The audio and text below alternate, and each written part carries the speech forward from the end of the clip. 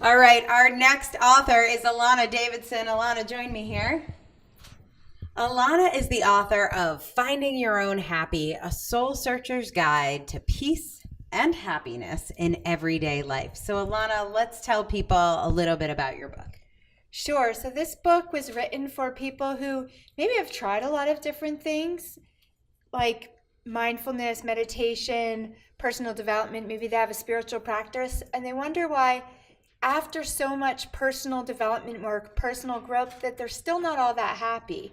Now, that was my story for many, many years. I struggled with depression. Sometimes I felt suicidal. And after 20 or more years of like working on my stuff, I was like, what am I missing? Because I'm still struggling with depression. I'm still not all that happy.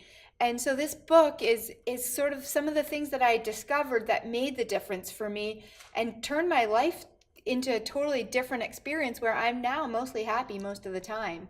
And when you're not, you know what to Yes, do. exactly. So not everyone's happy all the time, and there's some times when it makes sense not to be happy. Like my father passed away recently. That's a life-changing event. It's the emotionally appropriate response, which is something I talk a lot about in the book. In that instance, is not happiness. You're going to go through some sort of experience, but when you have the tools to navigate it and know how to work with it in a particular context, it doesn't have to take you down. So you can still have your full range of emotions, but underneath that is a sense of general well-being, which is kind of what I'm talking about when I talk about happiness. It's not just having a smile on your face all the time. It's having that sense of happiness with yourself and your life. It's such a powerful and important message, and I think a gift for people to give themselves. Very often, when I'm talking about people's books, I'll suggest that you think of someone in your life, like with Katie's book, who is a developer. Think about who you know that's a developer. This book is all about you, each and every one of you who are listening here. The book is free, so there are no excuses. The link is on your screen, so go ahead, go to Amazon. And one of the things that I love about Elana's book is it might sound subtle in the title. She says, Finding Your Own Happy, but really this is not a blueprint or a one-size-fits-all prescription. This is about what works for you, and I think that's what makes it so powerful. We're going to take some questions here, and I think you'll like this one. This is from Patrice, and she says, how do I get past the wall that says I can't do it when it comes to writing my book? I think we all know that wall. Give Patrice some of your advice. So the first thought that comes to mind is, whose voice is that? Is that your own voice, or is that someone else's? And how much judgment, how much opinions of others are you letting stop yourself or hold yourself back? And then another thing to ask yourself is, what's the worst that will happen? And to write anyway. This is something I learned from Angela. Keep writing forward. So we can get into writer's block, which is a lot about judgment, a lot about what we think other people are going to think, or it's not good enough. But if you just keep writing and you just keep moving forward and say, I'm just going to get this out and I can come back later, and if I don't like it, I can throw it out, but I'm going to keep going, you will learn so much more about showing up and by doing the thing, even if you hate it, than if you just sit and say, oh, I'm not going to try it because whatever fears are getting in the way, or fear of judgment from other people. So true. Such amazing advice. I'm going to ask you one more question. This one's from Oki in Maryland. And Oki asks, what, if anything, would you have done differently? I'm curious. Oh, that's an interesting question. The writing process for me was fairly easy. People say, write a book. Like, when did you start? I started in July or August, but really I started years and years ago. So this is a book that has been developing for me. The concepts, the ideas have been developing for me for over, probably say like 10 years. And so when it got to writing, it just really flowed. I don't know that I really would have done anything that much differently. It kind of, there were definitely stumbling blocks, but I worked through them and I kept going. And in the end, I'm pretty happy with the process.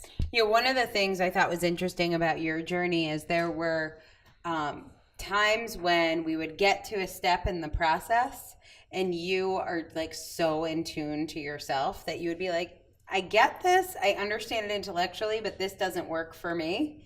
and here's how I want to change this for me. And I really understand the pros and cons. And I really respected that in the process of you knowing yourself.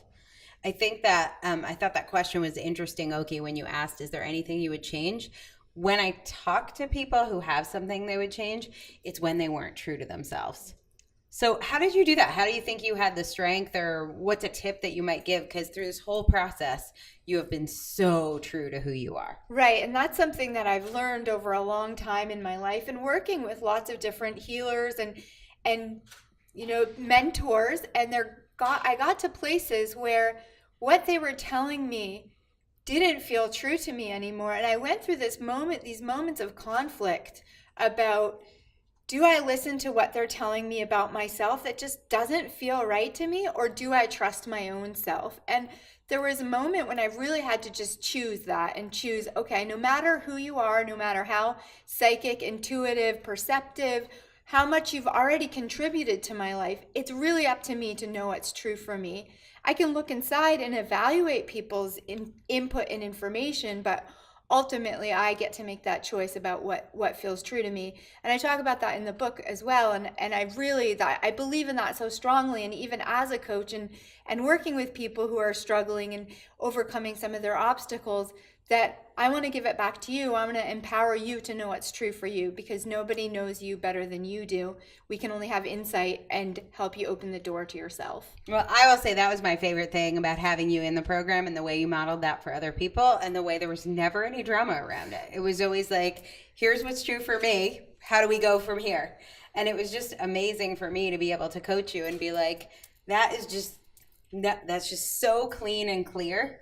And It just made a huge difference to getting this book out, Finding Your Own Happy, A Soul Searcher's Guide to Peace and Happiness in Everyday Life by Elana Davidson. If you feel at all like you owe it to yourself to be happier, or to figure out like, why can't I get this niggling suspicion that things could be better, you need a copy of this book, and you need to meet Elana. I'm going to send you an email also with information on Elana and how you can track her down, because she is an amazing healer, and I'm excited for you to get to know her and her book. Thank you, Angela. Congratulations. Great job.